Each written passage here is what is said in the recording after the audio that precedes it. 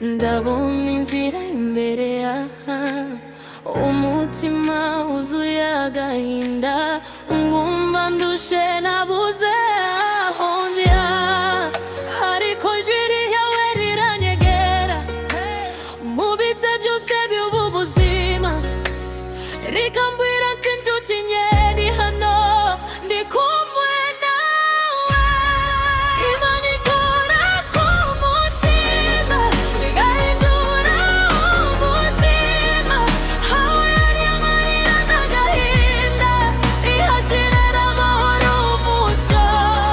Imana ikora ku mutima, ihindura byose mu maso hawe, aho yari umwijima n'ubwoba, hahinda ibishimo mu mutima. Wankuye kure nari narazimiye, mu mayira menshi yanjijije, unyereka inzira y'ukuri ngo ndiri